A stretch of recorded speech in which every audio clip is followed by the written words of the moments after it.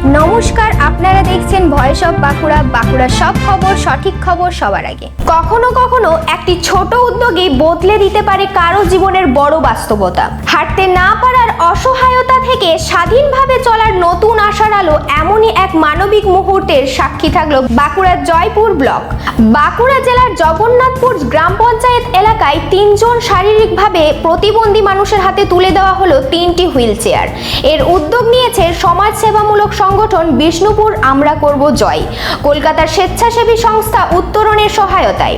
জয়পুর ব্লকের জগন্নাথপুর গ্রাম পঞ্চায়েতের খড়িকাশুলি গ্রামের অনুপ দাস ও রাজ মণ্ডল এবং আঙ্গারিয়া গ্রামের লক্ষ্মীকান্ত সর্দারের হাতে তুলে দেওয়া হয় এই হুইল চেয়ারগুলি। দীর্ঘদিন ধরে চলাফেরার সমস্যার মধ্যে দিয়ে কাটাচ্ছিলেন তারা।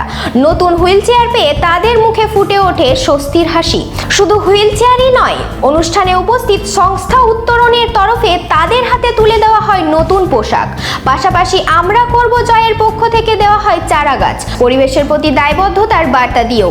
এই মানবিক উদ্যোগের অনুষ্ঠানে উপস্থিত ছিলেন জগন্নাথপুর গ্রাম পঞ্চায়েতের প্রধান তরুণ ভুইয়া, কলকাতার উত্তরণ সংস্থার কর্ণধার সমাজসেবা সঙ্গীত চৌধুরী এবং আমরা করব জয় এর কর্ণধার মুজিবর কাজী সহ এলাকার বহু মানুষ।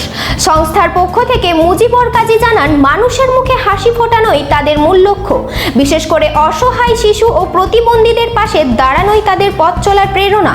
অন্যদিকে উত্তরণের কর্ণধার সঙ্গীত চৌধুরীর কথায়, মানুষের পাশে দাঁড়ানোর সুযোগ পাওয়াটাই তাদের কাছে সবচেয়ে বড় আশীর্বাদ। জগন্নাথপুর গ্রাম পঞ্চায়েতের প্রধান তরুণ ভুইয়া এই উদ্যোগকে সাধুবাদ জানিয়ে বলেন, সমাজের এমন উদ্যোগেই মানুষের পাশে দাঁড়ানোর প্রকৃত উদাহরণ তৈরি করে। হুইল চেয়ার হাতে পেয়ে শুধু উপকৃত মানুষগুলোই নন, খুশি এলাকাবাসীও। কারণ এই উদ্যোগ যেন মনে করিয়ে দিল, মানুষের পাশে দাঁড়ানোর শক্তিই সবচেয়ে বড় শক্তি। এই ধরনের গুরুত্বপূর্ণ খবর সবার আগে পেতে আমাদের চ্যানেলটি সাবস্ক্রাইব করুন আর ভিডিওটি শেয়ার করতে ভুলবেন না।